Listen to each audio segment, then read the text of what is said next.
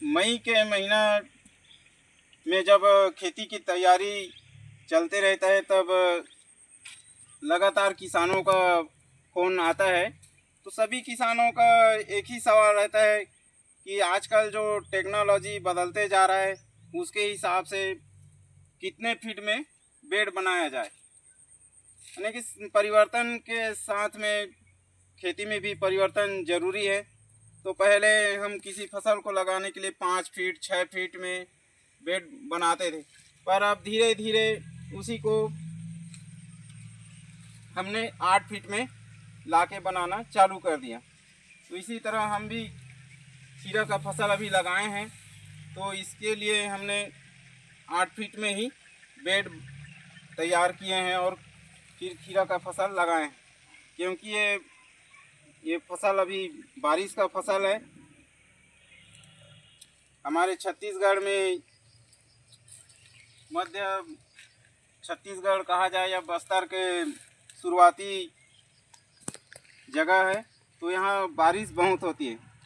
तो 8 फीट में बेड बनाने का रीज़न ये है कि अभी बारिश में क्लाउडी मौसम ज़्यादा रहता है, बादल ज़्यादा रहता है, तो धूप नीचे तक के बहुत कम पहुंचता है। इसलिए 8 फीट में बनाने से ये फ़ायदा होती है।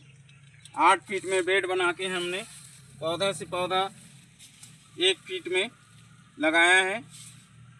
और ये जो फसल है वो 1 मई को हमने सीधा बीज सोइंग किया था। और इसका बेनिफिट यही है 8 फीट में बेड बनाने का कि आज तक के इस बारिश के सीज़न में भी कोई एक भी डाउनी का सिम्टम दिखाई नहीं दे रहा है, ना आज तक कोई डाउनी का स्प्रे इसमें हुआ है। सवाल आता है जब किसानों का फ़ोन आता है कि 8 फीट में क्या बेड बनाने से, जिस तरह से 5 फीट 6 फीट में बेड बनाते हैं, तो उत्पादन उतना हमें मिल पाएगा कि नहीं मिल पाएगा। पर हमारा जवाब यही है कि उत्पादन एक बढ़ के मिलेगा, लेकिन कम नहीं मिलेगा 8 फीट के बेड में। ये हमारा हार्वेस्टिंग 34वां दिन हो गया तोड़ाई, उसके बाद भी इस तरह से आज भी फल लगा हुआ है, फलियां बनीच रही हैं और उत्पादन पर एकड़ बेड देखा जाए तो 28 टन के लगभग टूट गया है। और जैसे कि हमने बताया कि लगभग 34 दिन का तोड़ाई हो चुका है, जबकि अगर इसी को 5 फीट 6 फीट में बेड बनाते हैं तो अन्य किसानों का जो फसल है वो 20 दिन के तोड़ाई लगभग अच्छा चला है तो 20 से 25 दिन तक में ही निपट जाता है। पर अभी हमें ऐसा लग रहा है कि कम से कम 2-3 तोड़ा और होने वाला है। इस तरह से फसल अच्छा है। तो 8 फीट के बेड बनाने से सबसे बड़ा बेनिफिट यह है कि बराबर प्रकाश नीचे तक के पहुंचता है और एरिएशन अच्छा होने के कारण बीमारी का जो दिक्कत है वो बहुत ही कम होता है। और खीरा का फसल ऐसा है कि जैसे फ्लावर, पहला फ्लावर दिखता है, उसके बाद फिर सकिंग का स्प्रे कम ही रखना पड़ता है, तभी जाके प्रोडक्शन सही बैठता है। जितना ज़्यादा सकिंग का स्प्रे करेंगे तो फिर जो हनी बी है वो अपने फसलों में आएगी ही नहीं और उत्पादन बहुत कम होगा। तो स्प्रे ये जो 8 फीट के बेड में है, एरिएशन अच्छा होने के कारण ज़्यादा स्प्रे भी नहीं मांगता, फसल में बीमारियां कम होती हैं। तो अपना यही सलाह है किसान भाइयों के कि नहीं 8 फीट में खेती नहीं किए हैं तो एक बार कम से कम आधा एरिया को 8 फीट में बेड बनाकर खेती करके देखें, उत्पादन में कोई लॉस नहीं होगा। बल्कि बेनिफिट दूसरे 5 फीट 6 फीट वाले बेड से बढ़कर ही मिलेगा।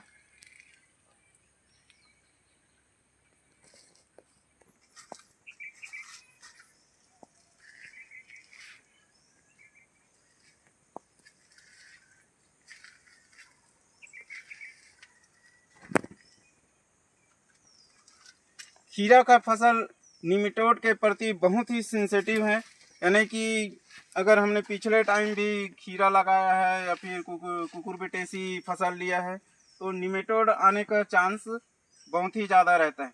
तो सफलता अगर चाहिए तो फसल चक्र अपनाना बहुत ज़रूरी है, तभी जाके इस तरह से जो निमेटोड है उसे निजात पाया जा सकता है। इस वाले प्लांट में हमने पहले पिछले साल 2024 में गोभी का फसल लगाया था। तो गोभी का फसल लगाते हैं तो अभी तो 8 फीट में खीरा लगा है, पर गोभी की फसल हमने 4 फीट में लगाया था, तभी जाके लगभग 18-19 हज़ार पौधा एकड़ पीछे बैठता है। तो हमने 4 फीट में जब गोभी लगाया था तो बीच में बरसात का मौसम है, तो 4 फीट को 8 फीट में तो कर नहीं सकते, तो 3 बार मतलब गोभी लगातार गोभी हमने लगाया था। तो उसका बेनिफिट ये है, ये 34 दिन चलने के बाद भी अपना जो खीरा का फसल है वो जड़ इस तरह से एकदम क्लीन है, इसमें किसी भी प्रकार का निमेटोड ये नहीं दिख रहा है, एकदम साफ है। ये उसी का रिजल्ट है कि फसल चक्र हमने अपनाया था। 3 बार हमने एक सीजन में जून से लेकर के लास्ट मार्च तक के 3 फसल गोभी का ही लिया था। उससे पहले 2023 में इसमें लौकी लगा था और पूरा 1 साल हमने नार का फसल ब्रेक कर दिया। 3 फसल कंटिन्यू गोभी लगाने के बाद, हाँ लास्ट में इसमें हमने मक्का लगा दिया था खाद बनाने के लिए। हमारा रूटीन ही वही है, अगर निमेटोड को तोड़ना है तो हर साल एक न एक प्लाट में हम मक्का लगा देते हैं और उसको यहीं क्रश कर देते हैं, तो खाद भी बन जाता है और फिर अपना जो फसल चक्र है वो मजबूत हो जाता है। इस तरह से ये देखिए आप, जैसे कि हमने बताया 34 दिन का फसल है मात्र हार्वेस्टिंग। 1 मई को हमने लगाया था और फिर 1 जून से इसका हार्वेस्टिंग चालू हो गया था। तो 34वां दिन के बाद भी इस तरह से फल आज भी तैयार हो रहा है। हालांकि सब कुछ अपने ऊपर नहीं रहता, क्लाइमेट के ऊपर रहता है। उसी क्लाइमेट के चक्कर में इस साल अभी तक के कोई डाउनी तो नहीं दिखा है, ना ही कोई डाउनी का स्प्रे हमने किया है।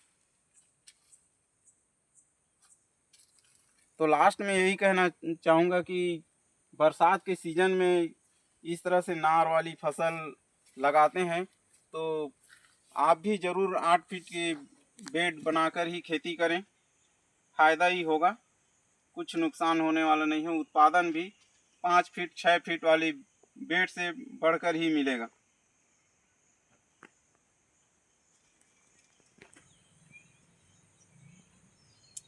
इसी तरह की आगे भी जानकारी चाहते हैं और आपको जानकारी मिलता रहे ये भी हम चाहते हैं, तो हमारे चैनल को लाइक सब्सक्राइब ज़रूर करें एवं अन्य किसानों को शेयर भी करें ताकि उनको भी जानकारी मिलते रहे।